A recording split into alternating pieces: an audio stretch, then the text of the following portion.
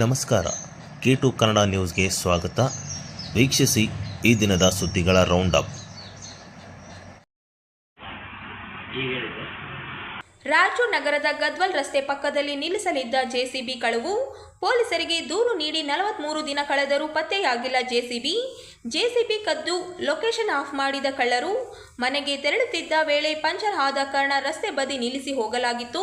ಸಂಜೆ ನಿಲ್ಲಿಸಿ ಬೆಳಗ್ಗೆ ಬರುವ ವೇಳೆಗೆ ಜೆಸಿಬಿ ಮಾಯವಾಗಿತ್ತು. ಜೆಸಿಬಿ ಕೊಂಡೊಯ್ಯುವಾಗಿನ ಸಿಸಿ ಕ್ಯಾಮೆರಾ ವಿಡಿಯೋ ನೀಡಲಾಗಿದೆ. ಪೊಲೀಸರು ದೂರಿನ ಬಗ್ಗೆ ನಿರ್ಲಕ್ಷ್ಯ ವಹಿಸಿದ್ದಾರೆ ಎಂಬ ಆರೋಪ. ಮಾರ್ಕೆಟ್ ಯಾರ್ಡ್ ಪೊಲೀಸ್ ಠಾಣೆಯಲ್ಲಿ ದೂರು ಸಲ್ಲಿಸಲಾಗಿದೆ.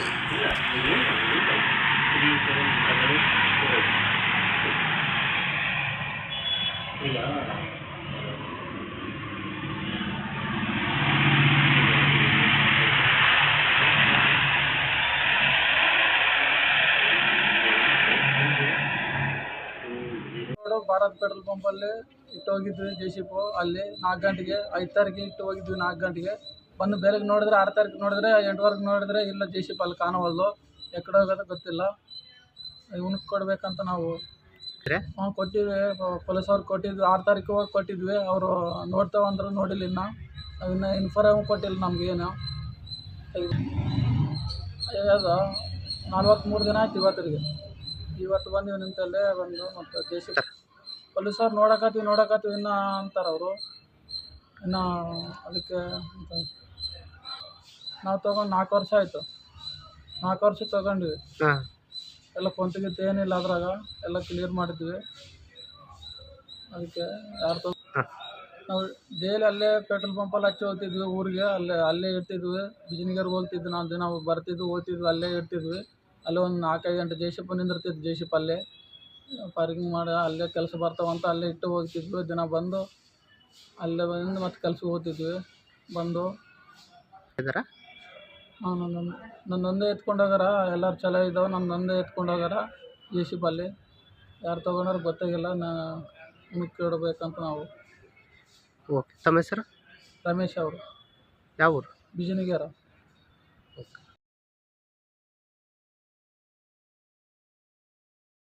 ಪತ್ರಿಕಾಗೋಷ್ಠಿಯಲ್ಲಿ ಮಾಜಿ ಹಿಡಿಗ ಸಮಾಜದ ಅಭಿವೃದ್ಧಿಗೆ ವಿವಿಧ ಬೇಡಿಕೆಗಳ ಈಡೇರಿಕೆಗೆ ಆಗ್ರಹಿಸಿ ಮುಂದಿನ ಜನವರಿ 26ರಿಂದ ಕಲಬುರಗಿ ಜಿಲ್ಲೆ ಕಾರದಾಳದ ಬ್ರಹ್ಮಶ್ರೀ ನಾರಾಯಣ ಗುರು ಶಕ್ತಿಪೀಠದಿಂದ ಬೆಂಗಳೂರಿನವರೆಗೆ ಪಾದಯಾತ್ರೆ ನಡೆಸಲಾಗುವುದು ಎಂದು ಬ್ರಹ್ಮಶ್ರೀ ನಾರಾಯಣ ಗುರು ಶಕ್ತಿಪೀಠದ ಪೀಠಾಧಿಪತಿ ಪ್ರಾಣವಾನಂದ ಸ್ವಾಮೀಜಿ ಹೇಳಿದರು. ಅವರಿಂದು ನಗರದ ಸುದ್ದಿಗಾರರೊಂದಿಗೆ ಮಾತನಾಡುತ್ತಾ, ಜನವರಿ 6ರಿಂದ ಈ ಪಾದಯಾತ್ರೆ ಆರಂಭಗೊಳ್ಳಲಿದ್ದು 41 ದಿನಗಳಲ್ಲಿ 700 ಕಿಲೋಮೀಟರ್ ಕ್ರಮಿಸಲಿದೆ. ಪ್ರತಿದಿನ 20 ಕಿಲೋಮೀಟರ್ ಪಾದಯಾತ್ರೆ ನಡೆಸಲಾಗುವುದು. ಫೆಬ್ರವರಿ 12ರಿಂದ ಬೆಂಗಳೂರಿನ ಫ್ರೀಡಂ ಪಾರ್ಕ್ನಲ್ಲಿ ಅಮರನಾಥ ಉಪವಾಸ ಸತ್ಯಾಗ್ರಹ ಕೈಗೊಳ್ಳಲಾಗುವುದು ಎಂದರು. ಬ್ರಹ್ಮಶ್ರೀ ನಾರಾಯಣ ಗುರು ಅಭಿವೃದ್ಧಿ ನಿಗಮಕ್ಕೆ 500 ಕೋಟಿ ರೂಪಾಯಿ ಅನುದಾನ.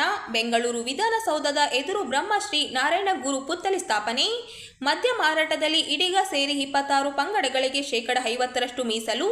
ರಾಜ್ಯದ ಎಲ್ಲ ವಿವಿಗಳಲ್ಲಿ ನಾರಾಯಣ ಗುರುಗಳ ಅಧ್ಯಯನ ಪೀಠ ಸ್ಥಾಪನೆ ಮತ್ತು 1 ವಿವಿಗೆ ಅವರ ನಾಮಕರಣ. ಸರ್ಕಾರದಿಂದ ಎಂಡದ ಮಾರಯ್ಯ ಜಯಂತಿ ಆಚರಣೆ. ಮಂಗಳೂರು ಏರ್ಪೋರ್ಟ್ಗೆ ಕೋಟಿ ಚೆನ್ನಯ್ಯ ಅಂತಾರಾಷ್ಟ್ರೀಯ ವಿಮಾನ ನಿಲ್ದಾಣ ಘೋಷಣೆ ಸೇರಿದಂತೆ ಒಟ್ಟು 18 ಬೇಡಿಕೆಗಳನ್ನು ಈಡೇರಿಸುವಂತೆ ರಾಜ್ಯ ಸರ್ಕಾರವನ್ನು ಒತ್ತಾಯಿಸಲಾಗುತ್ತಿದೆ ಎಂದರು. ಹಿನ್ನೆಲೆಯಲ್ಲಿ 31 ಜಿಲ್ಲೆ ಅಷ್ಟೇ ಅಲ್ಲ 6 ರಾಜ್ಯಗಳಲ್ಲಿಯೂ ಕೂಡ ಪ್ರವಾಸವನ್ನ ಮಾಡಿ ಸಂಘಟನೆ ಮಾಡತಕ್ಕಂಥ ಕೆಲಸ ಮಾಡ್ತಾ ಇದ್ದೇನೆ. ಕಳೆದ ಬಿಜೆಪಿ ಸರ್ಕಾರ ಇದ್ದಾಗ ಮಂಗಳೂರು ಟು ಬೆಂಗಳೂರುವರೆಗೆ ಪಾದಯಾತ್ರೆ ಮಾಡಿದಾಗ ನಾರಾಯಣ ಗುರು ನಿಗಮವನ್ನೇ ಘೋಷಣೆ ಮಾಡಿದ್ರು. ಅನಂತರ 25 ಲಕ್ಷ ರೂಪಾಯಿ ಕೊಟ್ಟು ಕುಲಶಾಸ್ತ್ರ ಅಧ್ಯಯನಕ್ಕೂ ಕೂಡ ಹಣವನ್ನು ಕೊಟ್ಟರು.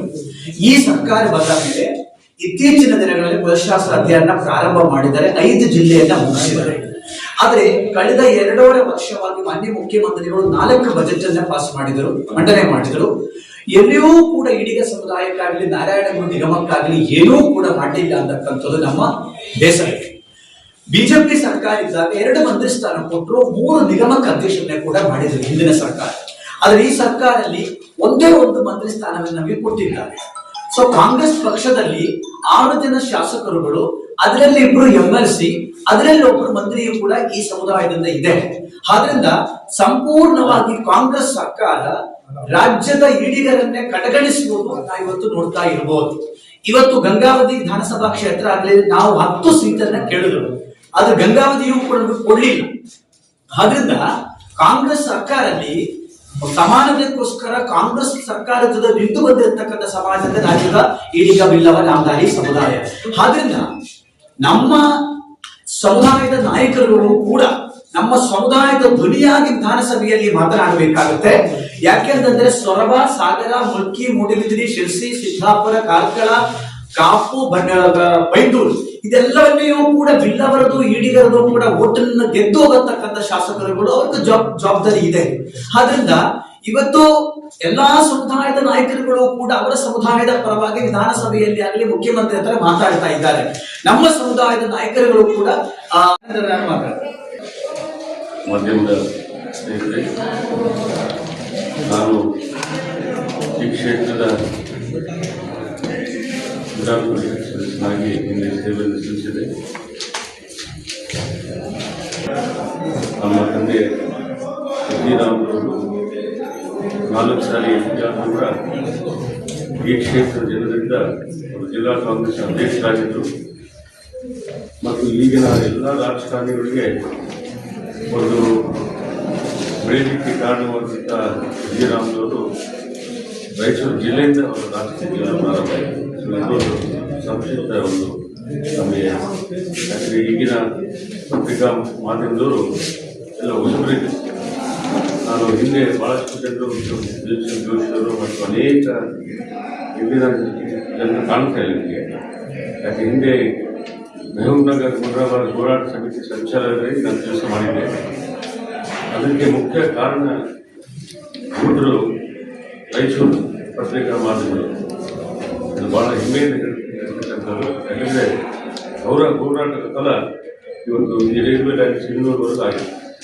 ಸೊ ಇವೆಲ್ಲ ನಾನು ಭಾಳ ಹೆಮ್ಮೆಯಿಂದ ಹೇಳಲಿಕ್ಕೆ ಇಷ್ಟಪಡ್ತೇನೆ. ಮತ್ತು ನಮ್ಮ ಹಿಂದುಳಿದ ಸಮಾಜ ಆಗಿರ್ತಕ್ಕಂಥ ಈಡಿಗ ಸಮಾಜ ಬಹುತೇಕ ಭಾಳ ದೊಡ್ಡ ಸಂಖ್ಯೆಯಲ್ಲಿ ಗುಲ್ಬರ್ಗ ಜಿಲ್ಲೆಯಲ್ಲಿ ಮತ್ತು ರಾಯಚೂರು ಕೊಪ್ಪಳ ಭಾಗದಲ್ಲಿ ಜನಸಂಖ್ಯೆ ಇರ್ತಕ್ಕಂಥ ಭಾಳ ಕಡುಬಡು ಈ ಭಾಗದ ಜನರು. ಹಿಂದೆ ಸೇಂದಿ ನಮ್ಮೆಲ್ಲರೂ ಗೊತ್ತಿದೆ, ಸೇಂದಿ ಇರ್ತಕ್ಕಂಥ ಇದರಲ್ಲಿ ಅವರು ಸೇಂದಿ ಮೋರ್ತಿದಾರರು ಅವರು ಜೀವನ ಮಾಡ್ತಕ್ಕಂಥ ಒಂದು ಇತಿಹಾಸ ರಾಯಚೂರಿನಲ್ಲಿ ಇತ್ತು. ಇದರಿಂದ ಅನೇಕ ಕಡೆ ನಮ್ಮ ಅನೇಕ ಎಲ್ಲ ಕಳ್ಕೊಂಡು ಹೋಗಿದ್ದಾರೆ ಈಡಿಗ ಸಮಾಜಗಳು. ಅವರೆಲ್ಲರೂ ಬೀದಿಗೆ ಬಂದಿದ್ದಾರೆ. ಅದರಿಂದ ಇವತ್ತು ನಮಗೆ ಯಾವುದೇ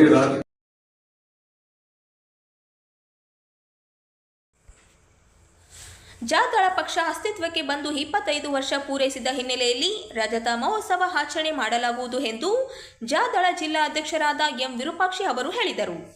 ಅವರಿಂದು ನಗರದ ಸುದ್ದಿಗಾರರೊಂದಿಗೆ ಮಾತನಾಡುತ್ತಾ ರಾಜ್ಯದ ಪ್ರಾದೇಶಿಕ ಪಕ್ಷವಾದ ಜೆಡಿಎಸ್ 25 ವರ್ಷ ಪೂರೈಸುವುದು ಹೆಮ್ಮೆಯ ವಿಚಾರ. ಈ ಹಿನ್ನೆಲೆಯಲ್ಲಿ ರಜತ ಮಹೋತ್ಸವ ಆಚರಿಸಲು ನಿರ್ಧರಿಸಲಾಗಿದೆ. ಈ ಹಿನ್ನೆಲೆಯಲ್ಲಿ ನವೆಂಬರ್ 21 ಮತ್ತು ನವೆಂಬರ್ 22ರಂದು ವಿವಿಧ ಕಾರ್ಯಕ್ರಮ ಹಮ್ಮಿಕೊಳ್ಳಲಾಗಿದೆ ಎಂದು ಹೇಳಿದರು. ನವೆಂಬರ್ 21 ಸಂಜೆ 4:30ಕ್ಕೆ ಪಕ್ಷದ ಕಚೇರಿಯಲ್ಲಿ ಧ್ವಜಾರೋಹಣ ಹಾಗೂ ಸಂಜೆ 4:30ಕ್ಕೆ ಪಕ್ಷದ ಕಚೇರಿಯಲ್ಲಿ ರಾಷ್ಟ್ರೀಯ ಅಧ್ಯಕ್ಷರಾದ ದೇವೇಗೌಡ ಅವರು ಧ್ವಜಾರೋಹಣ ನಡೆಯಲಿದೆ. ಸಂಜೆ 5 ಗಂಟೆಗೆ ಕಳೆದ 25 ವರ್ಷಗಳಲ್ಲಿ ಪಕ್ಷ ಬೆಳೆದು ಬಂದ ಹಾದಿ, ಪಕ್ಷದ ನಾಯಕರು ಮಾಡಿದ ಸಾಧನೆಗಳು, ಜನಪರ ಕಾರ್ಯಗಳ ಕುರಿತು ವಸ್ತು ಪ್ರದರ್ಶನ ಜರುಗಲಿದೆ. ಸಂಜೆ 6:30ಕ್ಕೆ ದೇಶದ ವಿವಿಧ ರಾಜ್ಯಗಳಿಂದ ಬರುವ ಪಕ್ಷದ ಮುಖಂಡರ ಸಭೆ ಜರುಗಲಿದೆ. ಈ ಸಭೆಯಲ್ಲಿ ಪಕ್ಷದ ರಾಷ್ಟ್ರೀಯ ಅಧ್ಯಕ್ಷ ಎಚ್.ಡಿ. ದೇವೇಗೌಡ ಮತ್ತು ಕೇಂದ್ರ ಸಚಿವ ಎಚ್.ಡಿ. ಕುಮಾರಸ್ವಾಮಿ ಸೇರಿದಂತೆ ಪ್ರಮುಖ ನಾಯಕರು ಭಾಗವಹಿಸಲಿದ್ದಾರೆ ಎಂದರು. ಶನಿವಾರ ಬೆಳಗ್ಗೆ 11 ಗಂಟೆಗೆ ಪಕ್ಷದ ಕಚೇರಿಯಲ್ಲಿ ರಜತ ಮಹೋತ್ಸವದ ಸಮಾವೇಶ ನಡೆಯಲಿದೆ. ಮಾಜಿ ಪ್ರಧಾನಿ ಹಾಗೂ ಪಕ್ಷದ ರಾಷ್ಟ್ರೀಯ ಅಧ್ಯಕ್ಷ ಎಚ್.ಡಿ. ದೇವೇಗೌಡ ಉದ್ಘಾಟಿಸಲಿದ್ದಾರೆ. ಈ ಸಮಾವೇಶದಲ್ಲಿ ರಾಜ್ಯದ ವಿವಿಧೆಡೆಯಿಂದ ಬರುವ ಸಾವಿರಾರು ಕಾರ್ಯಕರ್ತರು, ಮುಖಂಡರು ಹಾಗೂ ನಾಯಕರು ಪಾಲ್ಗೊಳ್ಳಲಿದ್ದಾರೆ. ಜನತಾದಳ ಉದಯವಾಗಿ 25 ವರ್ಷಗಳ ರಜತ ಮಹೋತ್ಸವವನ್ನು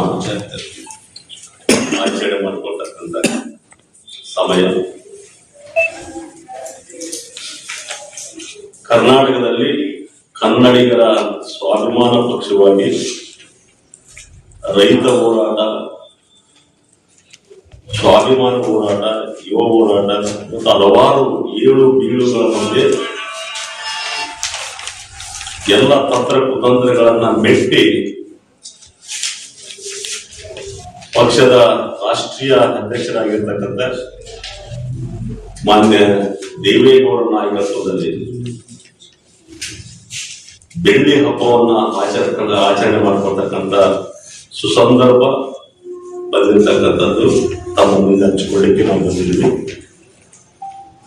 ಜನತಾದಳ 25 ವರ್ಷಗಳ ಕಾಲ ಏನು ಹೋರಾಟಗಳು, ಸಾಧನೆಗಳು, ದೇವೇಗೌಡರು ಪ್ರಧಾನಮಂತ್ರಿ ಆಗಿರ್ತಕ್ಕಂಥ ಸಂದರ್ಭದಲ್ಲಿ ಇಡೀ ದೇಶಕ್ಕೆ ಕೊಟ್ಟಿರ್ತಕ್ಕಂಥ ಕೊಡುಗೆಗಳು, ಕುಮಾರಸ್ವಾಮಿ 2 ಸಲ ಕರ್ನಾಟಕ ರಾಜ್ಯದ ಮುಖ್ಯಮಂತ್ರಿಯಾಗಿ ಮಾಡಿರ್ತಕ್ಕಂಥ ಹಲವಾರು ಸವಾಲುಗಳು, ಆದೇಶಗಳು ಮತ್ತು ರೈತರ ಪರವಾಗಿ ಇಲ್ಲಿನ ಕನ್ನಡಿಗರ ಪರವಾಗಿ ತೆಗೆದುಕೊಂಡಿರ್ತಕ್ಕಂಥ ಎಲ್ಲ ತೀರ್ಮಾನಗಳನ್ನ ನಾಳೆ 21, 22ರಂದು ನಮ್ಮ ಪಕ್ಷದ ಕೇಂದ್ರ ಕಚೇರಿಯಲ್ಲಿ ಬೆಳ್ಳಿ ಹಬ್ಬವನ್ನ ಆಚರಣೆ ಮಾಡ್ತಾ ಇದ್ದೀವಿ. ಇದರಲ್ಲಿ ಬಹಳ ಮುಖ್ಯವಾಗಿ ಈ 25 ವರ್ಷಗಳ ಪಕ್ಷಿ ನೋಟವನ್ನ, ಭಾವಚಿತ್ರಗಳು, ಭಿತ್ತಿಪತ್ರಗಳು, ವಿಡಿಯೋ, ಆಡಿಯೋಗಳನ್ನ ಪ್ರದರ್ಶನ ಮಾಡುವ ಮೂಲಕ ದಿನಾಂಕ 21ರಂದು 4:30ಕ್ಕೆ ಪಕ್ಷದ ಕೇಂದ್ರ ಕಚೇರಿಯಲ್ಲಿ ರಾಷ್ಟ್ರೀಯ ಅಧ್ಯಕ್ಷರಾಗಿರ್ತಕ್ಕಂಥ ದೇವೇಗೌಡರು ಧ್ವಜಾರೋಹಣ ಮಾಡುವ ಮೂಲಕ ಬೆಳ್ಳಿ ಹಬ್ಬಕ್ಕೆ ಚಾಲನೆ ಕೊಡ್ತಾ ಇದ್ದೀವಿ. ಅವತ್ತು ಸಾಯಂಕಾಲವೇ 6:30ಕ್ಕೆ ರಾಷ್ಟ್ರೀಯ ಪರಿಷತ್ ಕಾರ್ಯಕ್ರಮ, ಇಡೀ ರಾಷ್ಟ್ರ ಮಟ್ಟದ ಎಲ್ಲ ರಾಜ್ಯಗಳ ಪದಾಧಿಕಾರಿಗಳ ಜೊತೆಯಲ್ಲಿ ಸಭೆ. 22ರಂದು ಬೆಳಗ್ಗೆ ಇಡೀ ರಾಜ್ಯದ ಜಿಲ್ಲಾ ತಾಲೂಕು ಪದಾಧಿಕಾರಿಗಳ ಒಂದು ಸಮಾವೇಶವನ್ನ ಹಮ್ಮಿಕೊಳ್ಳಲಾಗಿದೆ. ಈ ಸಮಾವೇಶದಲ್ಲಿ 25 ವರ್ಷಗಳಿಂದ ನಡೆದುಕೊಂಡು ಬಂದಿರತಕ್ಕಂಥ ಇತಿಹಾಸದ ಪುಸ್ತಕಗಳನ್ನ ಈಗಾಗಲೇ ಮುದ್ರಣಗೊಂಡಿದೆ, ಅವತ್ತು ರಿಲೀಸ್ ಕೂಡ ಆಗ್ತಾ ಇದೆ. ಈ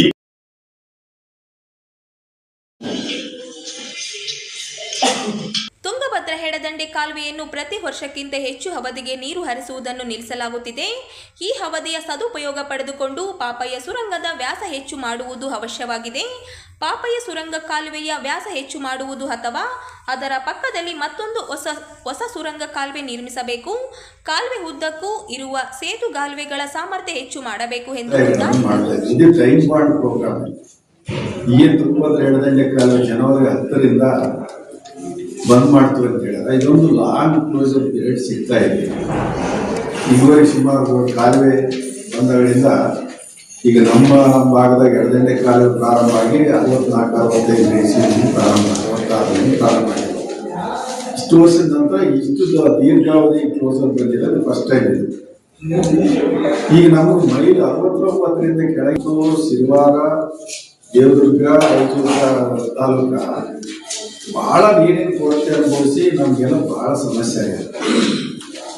ಈಗ 85, 89ರಿಂದ ಹಿಡಿದು ಕೆಲವೇನೇ 69ರಿಂದ ಡಾನ್ವರ್ಡ್ಸ್ ಎಲ್ಲ ಕಾಲುವೆಗಳಿಗೆ ನೀರಿನ ಸಮಸ್ಯೆ ಆಗಿದೆ.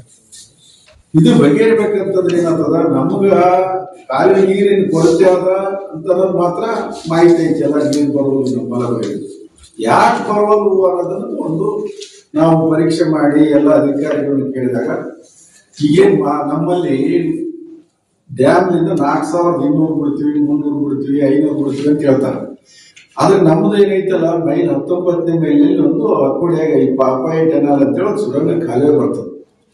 ಆ ಸುರಂಗ ಕಾಲುವೆ ಏನದಲ್ಲ 3000 ಕ್ಯೂಸೆಕ್ಸ್ ಡಿಸೈನ್ ಮಾಡ್ಯಾರ ಮೊದಲು. 3000 ಕ್ಯೂಸೆಕ್ಸ್ ಡಿಸೈನ್ ಮಾಡಿ ಒಂದಿಷ್ಟು ಫ್ರೀ ಬೋರ್ಡ್ ಇತ್ತು. ಅದೆಲ್ಲ ಸೇರಿದ್ರೆ ಏನಾಗ್ತದೆ 3400, 300, 500 ಟನ್ ಬರ್ತದೆ ಅಂತ ಹೇಳ್ತಾರೆ ಹೊರಗೆ ಉಟ್ಬಿಟ್ಟು. ಅಲ್ಲೇ 1000 ಕ್ಯೂಸೆಕ್ಸ್ ಹೋದ್ಮೇಲೆ ನಮ್ಗೆ ನೀರಿನ ಕೊರತೆ ಅಲ್ಲಿಂದ ಪ್ರಾರಂಭ ಆಗ್ಬಿಡ್ತದೆ. ಅದಕ್ಕೆ ನಾವೇನಂತೀವಿ, ಈಗ ಅದನ್ನ ಪಾಪಯ್ಯ ಟೆನಾಲಿನ ಅಗಲ ಮಾಡಿ ಸ್ವಲ್ಪ ದೊಡ್ಡದು ಮಾಡಿ ಅದನ್ನೊಂದು 5000 ಕ್ಯೂಸೆಕ್ಸ್ 5500 ಕ್ಯೂಸೆಕ್ಸ್ ತಕ್ಷಣ ಹೆಚ್ಚಿಗೆ ಮಾಡಿದ್ರೆ ಸಂದರ್ಭಾನುಸಾರ ನಮ್ಗೆ ಯಾವಾಗ ಹೆಚ್ಚಿಗೆ ಬೇಕು ಅವಾಗ ಬಿಟ್ಕೊಂಬಕ್ಕನ ಅವಕಾಶ ಇರ್ತದೆ. ಆಮೇಲೆ ಏನು ಅಕ್ವಾಡೆಕ್ಟ್ಗಳು ಎಲ್ಲ ಹಳೆವಾಗ್ಬಿಟ್ಟಾವ ಈಗಾಗಲೇ, ಅವೆಲ್ಲ ನೀರು ಸೋರ್ತಾವ, ಎಲ್ಲ ಹೊಸ ಕಟ್ಟಿತ್ತು ಅಂತ ಅನ್ನಕತ್ತಾರೆ. ಹೊಸ ಕಟ್ಟ ಕಾಲಕ್ಕೆ ಏನ್ ಮಾಡಕತ್ತೀವಿ, ನಾವು ಕೇಳಕತ್ತೀವಿ ಒಂದಿಷ್ಟು ಕೆಪಾಸಿಟಿ ಹೆಚ್ಚು ಮಾಡಿ ಕಟ್ರಿ. ಮ್ಯಾಲೆ ಹೇಳ್ಬೇಕು ನಮ್ಗೆ ಇದ್ದ ಸೈಜೆ ಕಟ್ತೀವಿ ಅಂತ. ಇದ್ದ ಸೈಜೆ ಕಟ್ಟಿದ್ರೆ ಮತ್ತೆ ನಮ್ಗೇನು ಉಪಯೋಗ ಆಯ್ತು? ಅದಕ್ಕೆ ಮೇಲೆ ಸ್ವಲ್ಪ ದೊಡ್ಡ ಕೆಪಾಸಿಟಿ ಹೆಚ್ಚು ಮಾಡ್ರಿ, ಇನ್ನೊಂದು 1500 ಕ್ಯೂಸೆಕ್ಸ್ ಹೆಚ್ಚಿದಂತ ಅಕ್ವಾಡೆಕ್ಟ್ಗಳು ಮಾಡ್ರಿ ಅಂತೇಳಿ ನಾವು ಒಂದು ವಿನಂತಿ ಮಾಡಕತ್ತೀವಿ ಸರ್ಕಾರದಿಂದ. ಇದೇ ಮನವಿಯನ್ನ ನಾವು ಎಲ್ಲ ಶಾಸಕರಿಗೆ ಹೋಗಿ ಮನೆಗೆ ಹೋಗಿ ಕೊಟ್ಟು ಬಂದಿದ್ವಿ.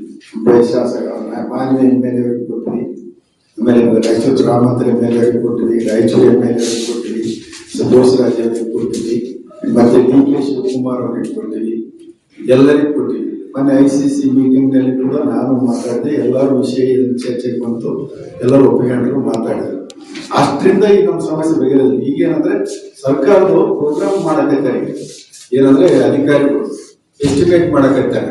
ಎಸ್ಟಿಮೇಟ್ಸ್ ಎಲ್ಲ ಮಾಡಿದ್ಮೇಲೆ ಟೆಂಡರ್ ಕರೀತಾರೆ. ಟೆಂಡರ್ ಕರೆಯ ಪೂರ್ವದಲ್ಲಿ ನಾವೇನಂತಂದ್ರೆ ಈಗ ಸರ್ಕಾರದ ಮೇಲೆ ಟೆಂಡರ್ ಕರೆಯೋಕ್ಕಿಂತ ಮೊದಲನೇ ಈ ಎಲ್ಲ ಪ್ರೋಗ್ರಾಮ್ನಾಗ ಇವು ಸೇರಿಸ್ರಿ ನಾವು ಹೇಳ್ತಕ್ಕಂಥ ವಿಷಯಗಳಂತೇಳಿ ನಾವು ಈ ಮುಖಾಂತರ ನಮ್ಮ ಭಾಗದಲ್ಲಿ ಇರ್ತಕ್ಕಂಥ ಎಲ್ಲ ಸಂಘ ಸಂಸ್ಥೆಗಳಿಗೆ, ಆಮೇಲೆ ಏನಂತಂದ್ರೆ ನಮ್ಮ ಶಾಸಕರಿಗೆ